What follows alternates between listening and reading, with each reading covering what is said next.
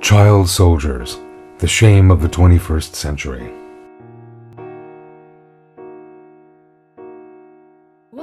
There is no doubt children pay the highest price for wars, wherever they may be. شفت انه يصير ضرب والعالم العمي ما شهيد من الحرب ولا الضرب. كان في اخواتي وانا والبابا والماما هم بسوريا بخاف يموتوا لا سمح الله. هلا شفت صاروخ قام ينزل جيتي هيك تسترد هيك زدنا غزيفة خفنا احنا وقام بين اخذنا لمطرح بعيد. تجي طيار يقع عليهم البيت. احلى شجر بحياتي يعني شفته والعصافير والطيور والهيدي بسنتين. يعني الارض شوف تصب الجو ما بحد الطعمين الشجر يبيس ما بحد بشاربه. يعني انا اول شي هيك مثل الحلم. يعني انا هلا يعني شفتها هيك مثل الحلم. يعني شيء تيجي عليهم الطيار بيزيد عليهم شيء تغصفهم برصاص. لا ما شفت شيء بس وقت اهلي هيك تأثرت علي كتير. بحبوني ولا بحبوني كتير. Today, millions of them have to live in war conditions despite being very young. They live with heavy bombardment on a daily basis, start their mornings amidst a background of explosions and screams, and suffer from trauma caused by armed conflicts when what they should be doing is playing with their peers in schoolyards. Instead, children of all ages are injured, are killed, or lose their families. Most of the time, they end up as vulnerable refugees all alone in foreign lands. Frequently, they are abused or face constant threat of imminent death for various reasons, including malnutrition, lack of sanitation, or basic standards of living.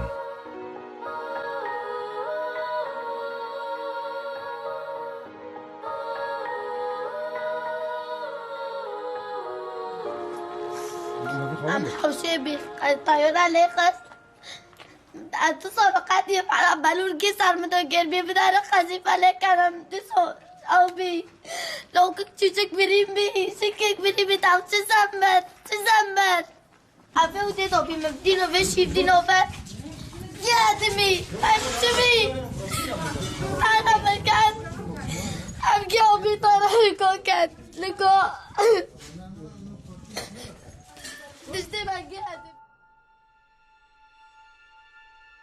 Perhaps worse, hundreds of thousands are forced to be soldiers.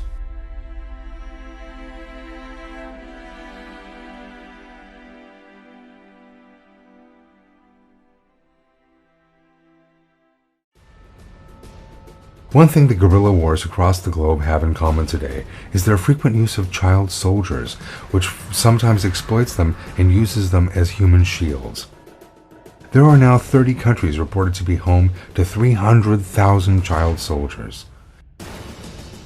Some of these countries are Afghanistan, the Central African Republic, Chad, Colombia, Syria, Iraq, Yemen, Somalia, South Sudan, Congo, Mali, Myanmar, and the Philippines.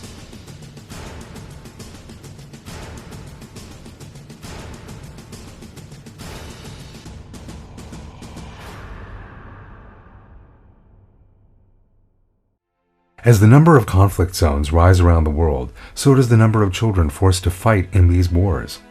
Very vulnerable and impressionable due to their young age, child soldiers are frequently abused both by armed rebel groups and occasionally at the hands of governments. Children who are orphaned due to wars, that witness the murder of their families, or who are suffering from poverty are at particular risk.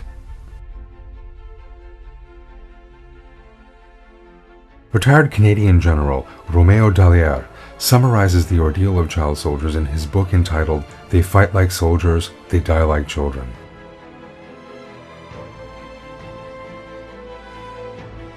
As you read this, there is a child as young as 8, 9 or 10, and up to 17 years of age, who is at the brink of losing his or her childhood to war, who is starting on the path of believing that violence is an acceptable part of life. For instance, Simon, a 12-year-old former child soldier from South Sudan, now wants to be a pilot.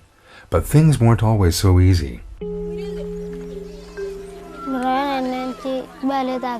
Being back home is better than being in the military, because in the military, when you make a mistake, they take you to jail and they beat you for weeks.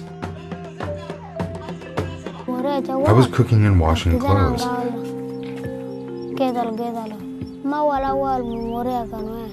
So when I was released as a soldier and they, UNICEF, took me to the care center, I became a good person. There, no one disturbed me. No one beat me. And I received food.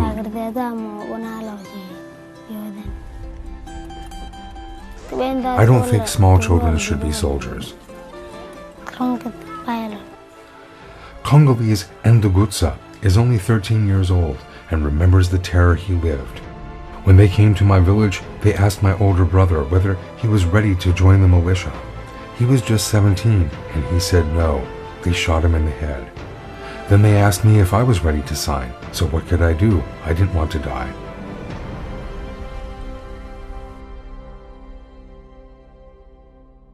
Child soldiers were first widely used in the Vietnam War, and then as suicide bombers in the Israeli-Palestinian conflict. Today, they are widely used as suicide bombers across the Middle East.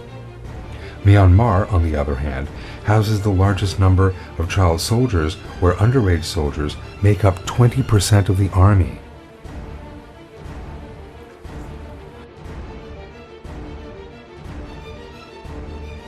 Child soldiers are also frequently used in conflict zones like Mozambique, Liberia, Sierra Leone, and Uganda.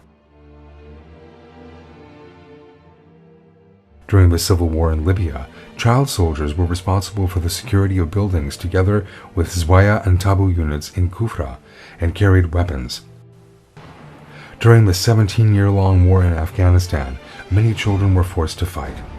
The number of them were so high at one point, 45% of soldiers were under 18. Child soldiers in Syria, which is now in the 6th year of its civil war, are considered almost normal. Children's rights advocate Ralif Willinger explains, all warring sides use child soldiers. Some do it in plain sight, while others use them as doctors' assistants or as spies, putting them at great risk.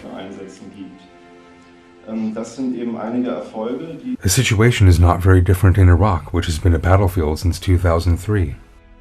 Ralif Willinger maintains that as the war prolongs, it becomes more difficult for children to stay out of these clashes.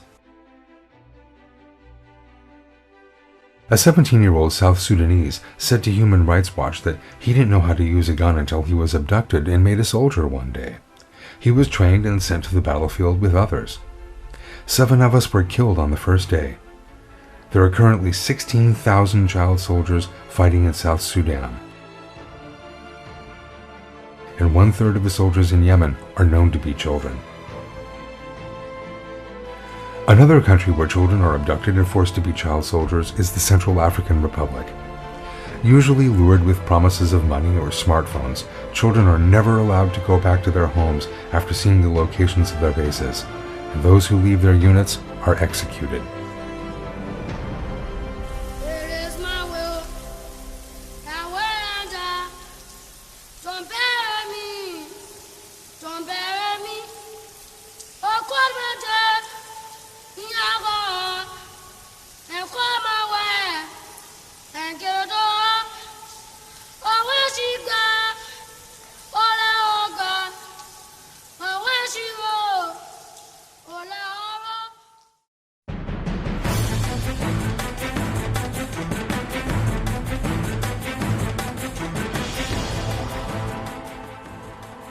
There is no doubt that this horrible situation stems from the massive waves of troubles and pain engulfing the world.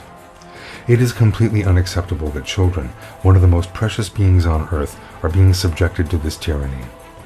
Everyone that dreams of a world where children laugh and run around freely in an environment of love, peace, brotherhood, and compassion ought to make an effort to end this shameful picture. Radishes, cabbages, holding hands and getting packages from my friend John. Horses, birthdays, popsicles, and watching my dog play on the lawn. There's so many things that make me happy, I could go on and on. Strawberries, bare feet, swing sets, watching my baby brother yawn. Climbing trees and not skinning my knees, grilled cheese made by Uncle Don. Butterflies, pretty birds, rainbows, and frogs sitting on a log. There's so many things that make me happy, I could go on and on. People of conscience must come together, mold public opinion, as organizations and NGOs step up their efforts to help.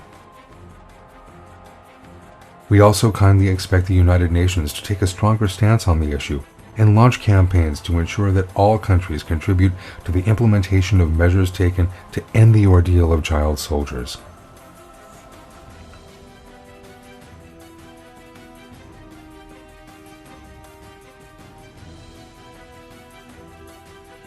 The solution should not be expected from Western countries alone. The leaders of Islamic countries should also come together and take concrete steps in collaboration with them for a resolution to this very serious issue.